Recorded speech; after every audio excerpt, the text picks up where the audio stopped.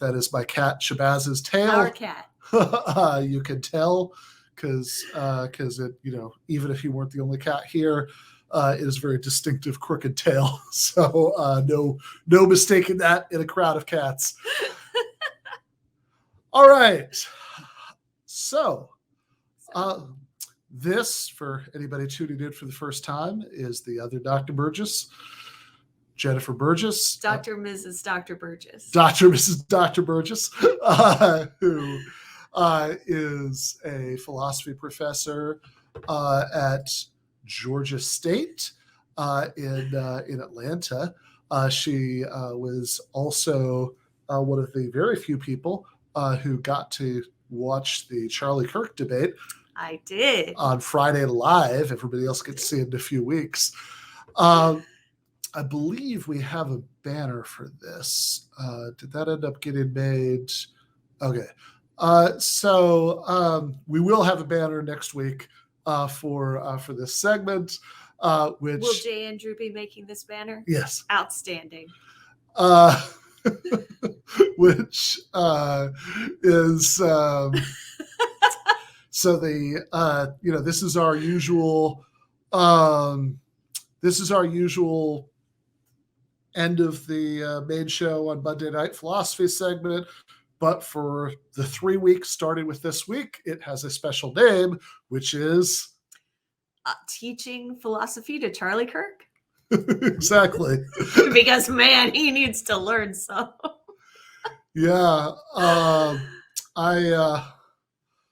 I wouldn't have said this. It would have felt tacky if I'd said it, but you tweeted something which no comment about how he struck you as being a little bit like a freshman who thinks he solved philosophy. So there are a few things that came up over the course of that debate, and this is a way to kind of tease it a little bit. At the beginning of the show, we talked about the main sort of political content of the debate in terms of what was said there. But, in this segment this week and next week, the week after, before we can actually finally show it on the 25th, we are going to tease some of the philosophy content by talking a little bit about a few topics within that that our friend Charlie might stand to brush up on. Since Ben mentioned that I had tweeted something, I here want to plug my own Twitter, which is Prof. Jen Burgis. That's Jen with 2 N's. So anyone who wants to follow me, there we go. Yes, Jen has a brand new Twitter account for like the last week and a half or something. Week and a half, yeah. Yeah. So so check that out. Because Facebook and Instagram aren't enough.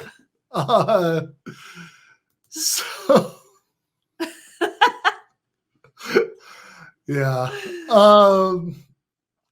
No, the cat's tail was not a fancy new mic. That was just the cat's tail. But they've actually had a good mic for a while. But I hope the sound is better now because I got a couple of sound shields to kind of put around the mic, as well as this nice, beautiful studio lighting that you can see if you're watching this on YouTube.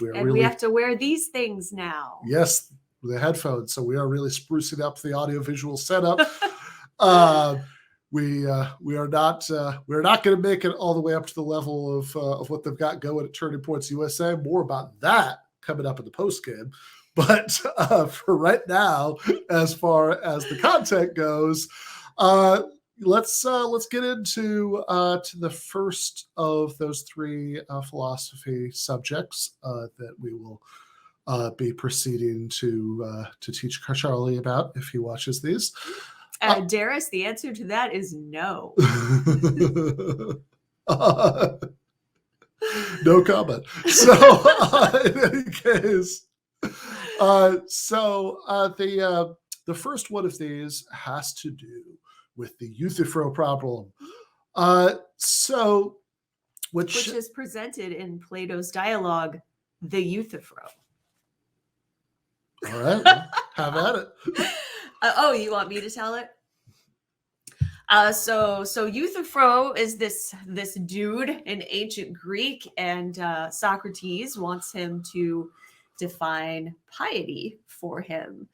And anyway, they get around to asking, does yes, that is the first time that I've attended something event. Anyway, so Socrates gets around to asking, do the gods love something? Do the gods love it because it is pious, or is it pious because the gods love it? Yeah. And, so just to back up a little. are we backing up? Just a little. So Euthyphro was prosecuting his father for murder. There we go. We're backing all the way up. Yeah. Euthyphro was this like ancient Greek prophet who has prosecuted his father, as Jen just said, for murder. And he had left a slave in a ditch. Is that right? And he died. I believe so. I think that's right. Which is actually really interesting because I think the like implied values behind this discussion are very foreign to contemporary readers. I think there's been some, positive progress, on various fronts since this was written. But at the time, like a very common objection would be, well, this is impious. That you have a you have a duty that's like a religious duty to side with your father in any sort of conflicts that might come up, and even if your father kills somebody. Yeah, apparently. Now, if either of our fathers are watching this, that is really not the prevailing rule in 21st century America. So. I can guarantee that my father is not watching this. Well, in any case, if he is, Tommy, don't kill anybody and think that Jennifer is gonna take your side automatically. But there's football on. My dad is definitely not watching this. Fair enough. So, but Euthyphro says that the holy is that which the gods approve of, and he has and he has some arguments about why the gods approve of his action. That part's not necessarily so important, but the important part is what Jen was just saying. That's what I said, bro. Yeah. Well, fair enough. So now that everybody's up to speed about we can use the word pious, we can use the word holy. Yeah. Good. Right. So yeah, and the way this translates to the more relevant context, is if you've seen any of Charlie's previous debates, the one with Kyle Kalinske, which actually I think was the best of the previous ones for my money, or Sam's. No, I don't think it came up with Sam Cedar, but Kyle Kalinske for sure, and Vosh maybe. Anyway, I know it came up in at least a couple of them. That he likes to say this thing about how there is no social contract. I didn't sign the social contract. But, there's nobody said you did. What? Yeah, that is a line he's used before. I did. I don't know where you were that day. Yeah, and I actually think maybe we could do social contract theory as part of our next installment in this series. But rather than there being a social contract, he says that rights come from God.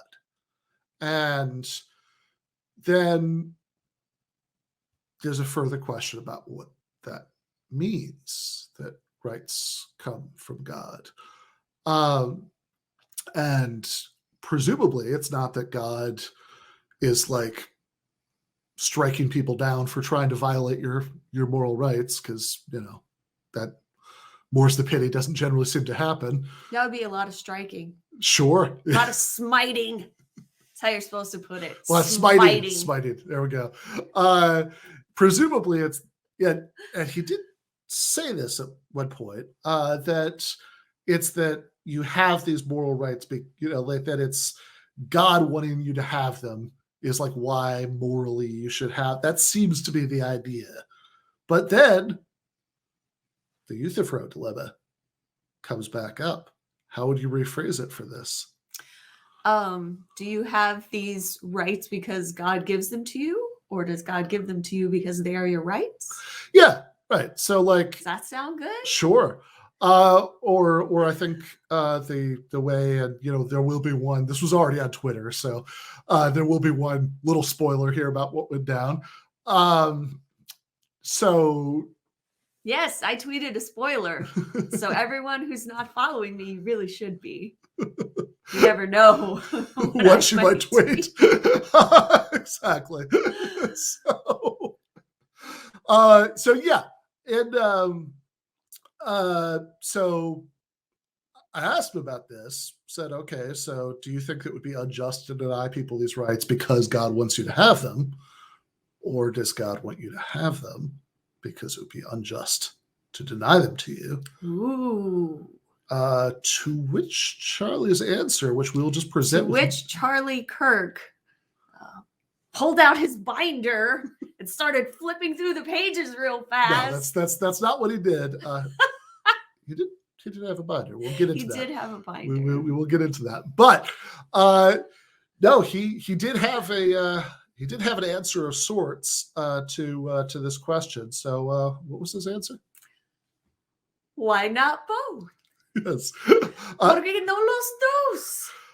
Charlie, Which I've always found that meme funny because she says, why not two? Where there really is a word in Spanish that means both, as one would think. But we are so anti being bilingual around here that, nobody would know that. So, but we know dos, so that's okay. Yeah.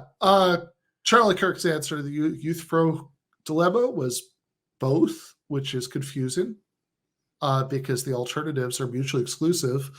So I'm still puzzling over that one, but we'll think on that some more. That's the question, Antonio. How does it work? That's like, well, what came first, the chicken or the egg?